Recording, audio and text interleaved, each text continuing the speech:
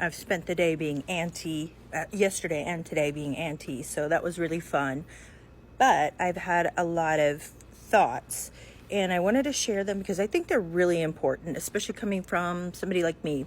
So I am well educated, and I'm very into history, and I want to know why, and I know the answer to this is rhetorical, but I want to know why it wasn't until I watched the new Watchmen that I found out about, that I found anything about, the Wall Street, Black Wall Street, and the Tulsa Race Massacre.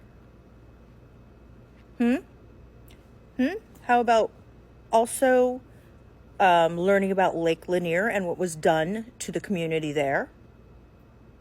Or there's another city where they literally attacked a whole community, like children, everybody.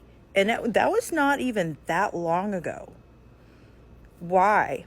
Well, because this country was founded on racism. That there's no ifs, ands, or buts. Manifest destiny.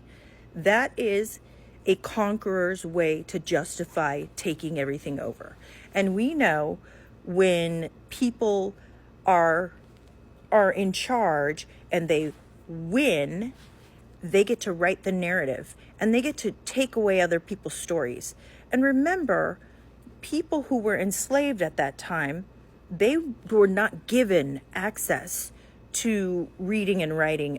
Many of them were able to learn it on their own, which shows how intelligent they are when no one actually gave them access and they went out and did it on their own. So, I'm just bringing that up. So what we get is sanitized history. And because we've had that sanitized, whitewashed history, we're here. We're where we are again. We have never, ever, ever made up and been held to account and made reparations. That whole 40 acres and a mule, that's famous, right?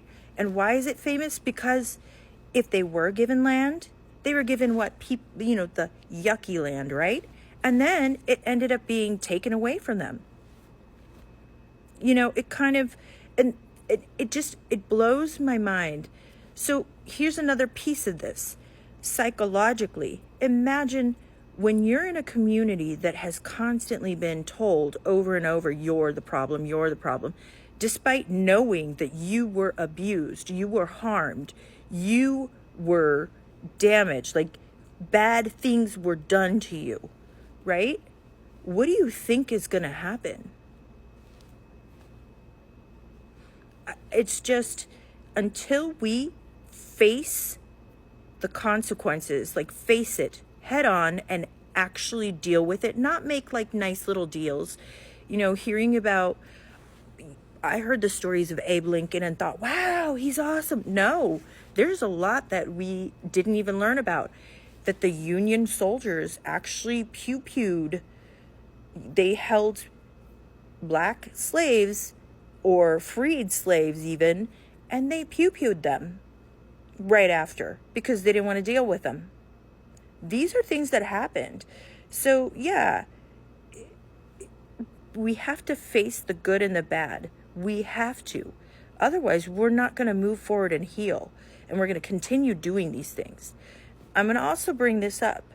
No one that is here that looks like me is here as a native. That's just fact. We're all immigrants.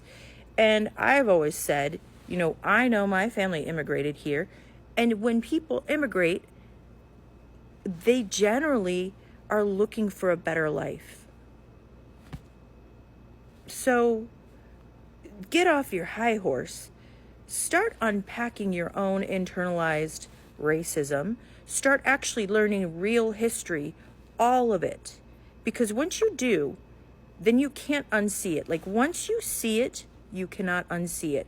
And it changes the way you move in the world and the way you look at other people. It's really, really important. We will not make it through this without coming to account. If we don't do that, we will not make it through. That's just the facts.